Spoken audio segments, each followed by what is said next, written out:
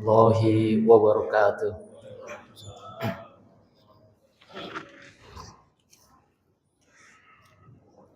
Alhamdulillahillazi arsala rasulahu bil huda wa dinil haq liyuzhirahu ali dini kullihi wa kafa billahi syahida. Asyhadu an la ilaha illallah wa asyhadu anna Muhammadar Rasulullah. Allahumma sholli ala sayyidina Muhammadin wa ala alihi wa sahbihi ajma'in. Amma ba'du. Segala puji kepunyaan Allah Subhanahu wa taala, Tuhan seluruh alam. Kepadanya kami memohon pertolongan atas segala urusan di dunia dan di akhirat. Salam sejahtera semoga tetap ditujukan kepada pemimpin semua utusan, yakni pemimpin kita yaitu Nabi Muhammad SAW, pada keluarganya, pada para sahabatnya, sampai kita umatnya. Mudah-mudahan di akhir nanti kita akan mendapatkan syafaatnya. Amin amin ya rabbal alamin. Jamaah salat subuh yang diridhai Allah, izinkan pagi ini saya mendapat kesempatan terus terang para jamaah. Di pagi ini saya baru perdana menyampaikan sedikit ayat atau apa ya dulu dibilang ya sedikit inilah ilmu atau apa, karena selama ini saya hanya menyampaikan pengumuman atau maklumat. Jadi kita harus mencoba dan kita harus juga memulai, setidaknya ada satu peningkatan untuk diri saya, mudah-mudahan. Karena di dalam hadis yang diriwayatkan oleh Imam Bukhari, baligun ani walau ayat, artinya sampaikanlah dariku walau satu ayat.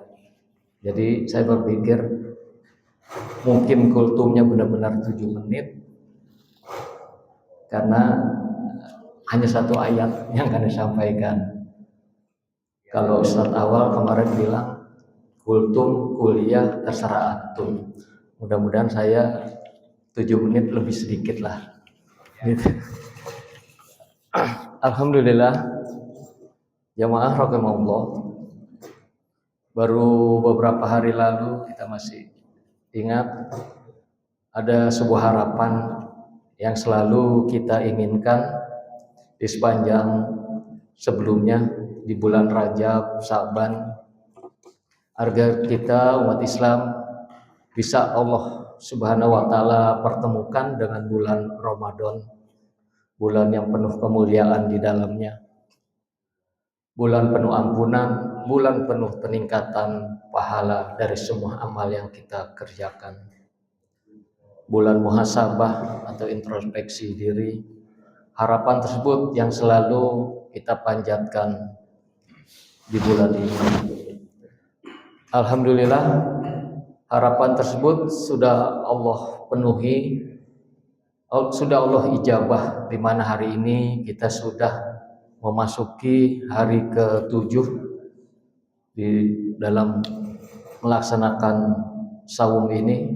Mudah-mudahan dari hari pertama sampai hari ini Allah akan terima ibadah kita maupun ibadah-ibadah yang lain, sehingga Allah ridho untuk itu. Amin amin ya rabbal alamin. Kita ingat sangat menanti bulan mulia ini agar kita bisa memanfaatkan sebaik-baiknya untuk beramal sebanyak-banyaknya, beribadah sehusu-husunya, serta menjadikan bulan Ramadan ini sebagai sarana muhasabah. Jadi inti pagi ini saya akan menyinggung soal muhasabah diri. Mudah-mudahan di bulan baik ini kita lebih banyak bermuhasabah. Jamaah rahimakumullah, muhasabah merupakan salah satu aktivitas penting di bulan yang mulia ini. Jangan sampai kita merasa bahwa selama 1 tahun belakangan ini kita sudah baik, kita sudah bagus, kita sudah aman, tak perlu adanya ibadah tambahan lagi, atau tidak merasa perlu untuk menyemangati diri agar lebih tekun beribadah ke depannya. Jika pikiran-pikiran tersebut ada di dalam benak kita, sungguh kita berada pada jalur yang semakin menjauh dari kebenaran. Ada sebuah analogi yang bisa kita jadikan sebagai contoh atau bahan pemikiran.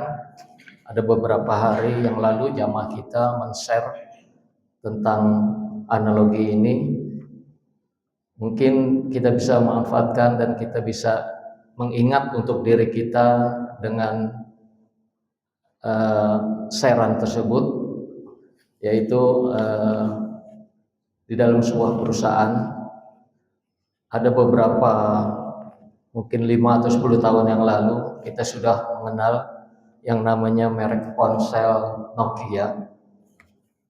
Merek tersebut sudah menguasai separuh dunia, yang berasal dari sebuah negara di Eropa, yaitu di Finlandia.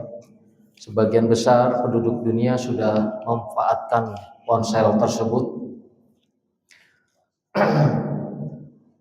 karena banyak keunggulan di dalam fitur-fiturnya. Namun saat ini kita tahu semua bahwa Nokia ini hanya sebuah kenangan, tidak lagi diminati atau dilirik oleh kita semua. Entah mengapa, fiturnya sebelumnya juga bagus, banyak hal-hal yang awal-awal dia yang menggebrak tentang media, tentang yang lainnya. Sebuah atraksi yang sangat menarik terjadi ketika pada hari itu, di mana Nokia dibeli oleh Microsoft. Pimpinan dari perusahaan Nokia tersebut setelah dibeli, dia berdiri di atas podium dengan tenang, namun matanya berkaca-kaca. Dalam hati dia berkata, "We didn't do anything wrong." Kami tidak melakukan kesalahan, tapi kami kalah, kata bos Nokia. Terasa pahit kalimat pendek itu. Dari sisi teknis, produk tersebut cukup bagus dengan nama besar dan pangsa pasar yang menguasai dunia. Namun itu semua tidak bisa menjadi jaminan untuk bisa bertahan. Dunia terus berubah. Apple meluncurkan sistem operasi yang bernama iOS. Mereka diam. Google meluncurkan Android. Mereka pun masih diam. Itu semua memang tidak salah dalam sebuah kompetisi. Namun mereka lupa bahwa mereka harus bergerak. Mereka harus memulai mengikuti pasar dunia. Di dalam dunia yang bergerak begitu cepat, diam terlalu lama bisa lebih berbahaya daripada salah langkah.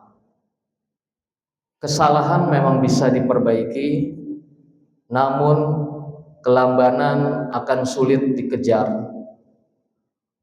Momentum ini ibarat kita melihat sebuah kereta api yang lewat. Ia tidak akan menunggu kita untuk melihat. Sekali lewat, kita hanya bisa melihat gerbong yang paling belakang. Kisah Nokia ini bukan sekedar cerita bisnis. Ini cerminan di kehidupan kita juga. Berapa banyak dari kita merasa baik-baik saja. Kita tidak berbuat yang dilarang, kita tidak menipu, kita tidak berbuat maksiat besar, sehingga kita merasa aman. Padahal dalam Islam, hidup bukan hanya soal tidak berubah atau tidak berbuat salah. Namun kita juga harus soal berbuat benar. Bulan Ramadan selalu datang setiap tahun. Ia bukan sekadar bulan, ia adalah momentum. Awalnya rahmat, pertengahannya ampunan, dan ujung-ujungnya pembebasan dari api neraka. Demikian para ulama yang kita suka dengar. Namun dalam diri kita, apa yang sudah kita lakukan? Apakah kita masih sibuk mengcroll atau kita masih sibuk-sibuk menunda amalan yang lainnya? Memang benar kita tidak melakukan dosa besar, namun ternyata kita tidak juga menambah amal-amal yang berarti. Kita tetap diam, tidak meningkatkan atau menambah amal kebaikan. Mudah-mudahan di 7 hari ini sedikitnya kita sudah menambah perbuatan atau langkah-langkah ibadah kita, baik mulai dari puasa, sholat maupun membaca Al-Quran. Di dalam Islam, hidup adalah sebuah kompetisi kebaikan, bukan sekedar menghindar kemaksiatan. Fastabiqul khairat. Di dalam ayat suci Al-Quran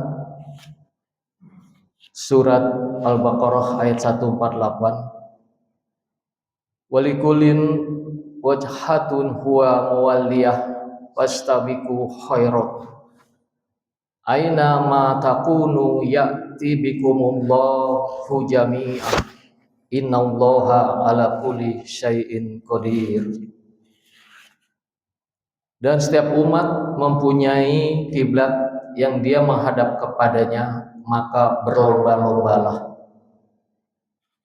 kamu dalam kebaikan di mana saja kamu berada, pasti Allah akan mengumpulkan kamu semuanya. Sungguh Allah Maha Kuasa atas segala sesuatu. Jamaah rahimakumullah, Allah Subhanahu wa taala tidak hanya memerintahkan untuk meninggalkan yang haram, namun juga kita berlomba dalam kebaikan.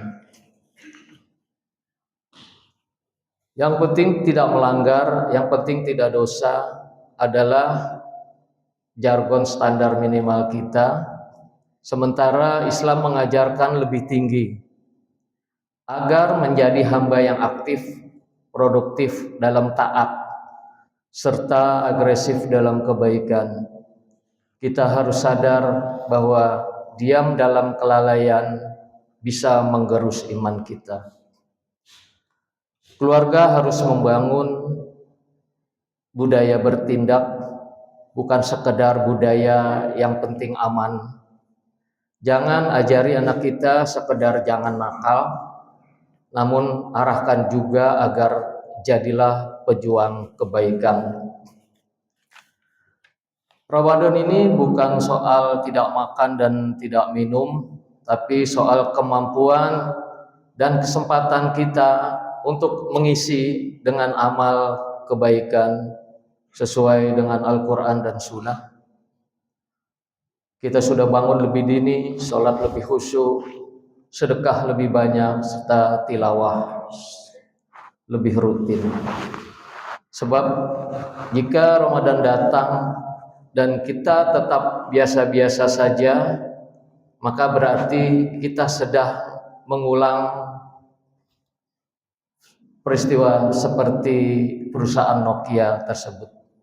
Tidak berbuat salah besar, namun kita kehilangan kesempatan atau momentum ketika Ramadan pergi. Kita berkata pelan dan penuh sesal, aku tak melakukan sesuatu yang salah, namun aku juga tak melakukan apa-apa yang benar. Ingat, ketika amal kita diperhitungkan, yang dihitung bukan alasan, bukan hal-hal yang lain, namun tindakan kita. Momentum tidak akan datang dua kali dengan wajah yang sama. Dan belum tentu kita bertemu dengan Ramadan berikutnya. Maka dari itu beramalah kita agar menang kita di akhirat pada akhirnya, yang akan membuat kita benar-benar menang. Bukan karena kita berbuat salah, tapi karena itulah kita memilih untuk tidak berbuat apa-apa saat Allah Subhanahu wa taala memberi kesempatan untuk kita menjadi lebih baik. Semoga kita semua masih diberi kekuatan dan kesempatan oleh Allah Subhanahu wa taala agar bisa mengisi di sisa Ramadan dengan amal-amal kebaikan.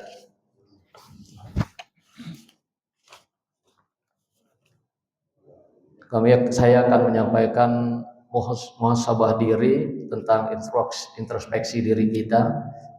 Muhasabah diri sebetulnya ini untuk diri saya pribadi, tapi tidak apa-apa, mudah-mudahan jamaah bisa mengikuti juga untuk introspeksi diri ini.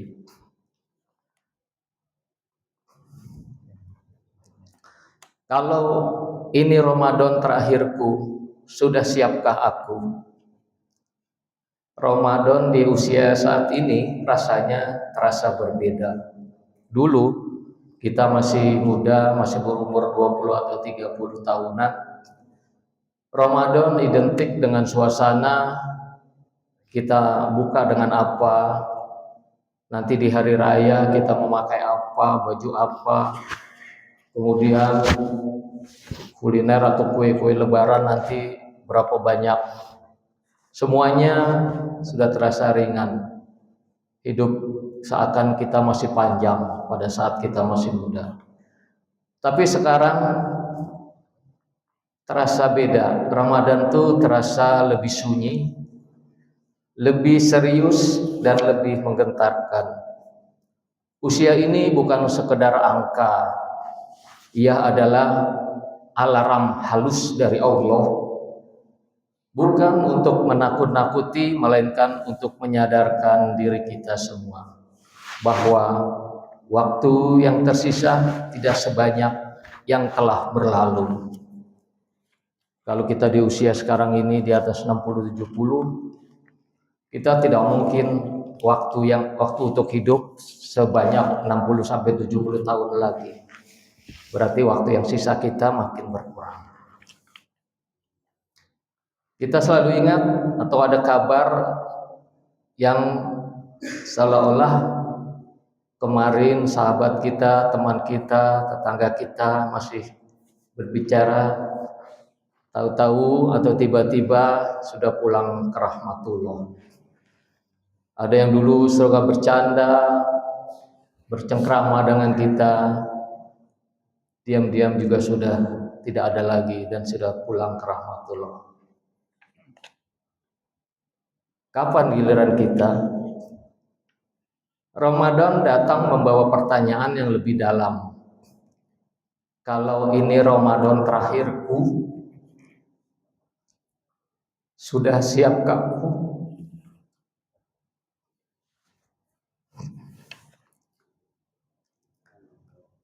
Di usia ini, fisik tidak lagi sama. Puasa harus lebih hati-hati karena organ tubuh kita sudah mulai protes. Lutut kita kadang-kadang sudah tidak kuat untuk berdiri.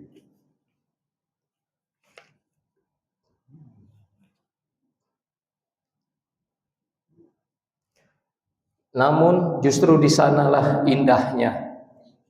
Kita sadar tubuh ini tidak selamanya kuat dan kita dipaksa untuk lebih bersandar pada Allah.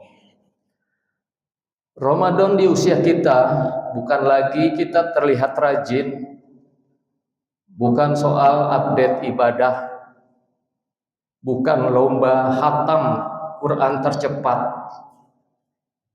Ini tentang hubungan yang personal, tentang hati yang ingin dibersihkan sebelum kita benar-benar pulang. Karena jujur saja, saya pribadi mungkin dosa saya masih begitu banyak. Kadang ego terlalu tinggi, lisan yang pernah melukai, sedang waktu kita masih banyak yang terbuang untuk hal-hal yang tidak penting. Sholat kita masih suka tertunda. Mungkin yang masih punya orang tua, kita masih pernah mengecewakan, baik secara tidak sengaja atau secara tidak langsung. Ramadan datang seperti kesempatan ulang. Seakan Allah berbisik, silakan, masih ada waktu untuk memperbaiki. Di usia ini pula kita sadar, anak-anak kita sudah melihat kita, bagaimana cara kita orang tua menyambut Ramadan, agar mereka jika melihat hanya sebuah dekorasi, itulah yang mereka anggap penting. Namun jika mereka melihat orang tuanya, bapak ibunya bangun lebih awal untuk sholat, ayahnya lebih lembut selama di bulan puasa, mereka belajar makna yang sesungguhnya. Ramadan bukan sekadar ritual tahunan, ia adalah latihan kita untuk berpulang. Latihan menahan diri, latihan meredahkan ego, latihan melepaskan dunia sedikit demi sedikit. Usia membuat kita lebih jujur pada diri kita sendiri. Kita tahu mereka yang benar-benar penting, mana yang hanya sebuah gengsi. Kita tahu mana yang akan kita bawa mati, dan mana yang hanya tinggal di lemari kita. Karena kenyataannya hanya sederhana, yang ikut ke kubur hanyalah sebuah amalan. Bukan omset, bukan pujian. Maka di bulan Ramadan ini, mungkin yang perlu kita siapkan bukan hanya kuliner, tetapi hati. Sudahkah kita meminta maaf kepada orang tua kita? Sudahkah kita berdamai dengan pasangan-pasangan kita? Sudahkah kita melepaskan dendam yang diam-diam masih tersimpan? Ramadan di usia kita adalah tentang keberanian. Kita harus berani berubah, berani mengaku salah, serta berani untuk memperbaiki. Kita mungkin tidak bisa mengulang masa muda kita, tetapi kita masih bisa memperbaiki masa depan untuk menghadap akhirat. Dari satu hal yang perlu kita sadari, tidak semua orang diberi kesempatan seusia kita ini. Jika Allah masih memberi umur, itu bukan kebetulan, itu sebuah amanah. Maka janganlah Ramadan seperti tahun-tahun biasa. Kita harus niatkan atau naikkan levelnya. Kita harus perdalam sujudnya. Kita harus lembutkan lisan kita, serta selalu banyak istighfar. Bisa jadi satu Ramadan yang kita jalani dengan sungguh-sungguh di usia ini menjadi penentu harap hidup kita untuk selamanya. Jangan kita menunggu sehat sempurna. Jangan kita menunggu masalah sudah selesai. Jangan menunggu nanti kita baru siap. Karena waktu tidak menunggu kita. Ramadan sedang kita jalani. Pertanyaannya hanya satu. Apakah kita masuk sebagai orang yang sama seperti tahun lalu, atau sebagai versi yang kita siap untuk berpulang? Jika hati bergerak, mulailah hari ini dengan satu perubahan nyata, namun konsisten. Karena mungkin ini bukan Ramadan biasa. Demikian istiqomah dan muhasabah. Mudah-mudahan di hari ketujuh ini sampai ke depan, sampai akhir Ramadan kita tetap istiqomah. Hanya itu kultum yang kami sampaikan. Kalau ada kesalahan hanya dari diri saya pribadi, dari kebenaran mungkin datangnya dari Allah. Demikian, wabillahi taufiq wal hidayah. Assalamualaikum warahmatullahi wabarakatuh.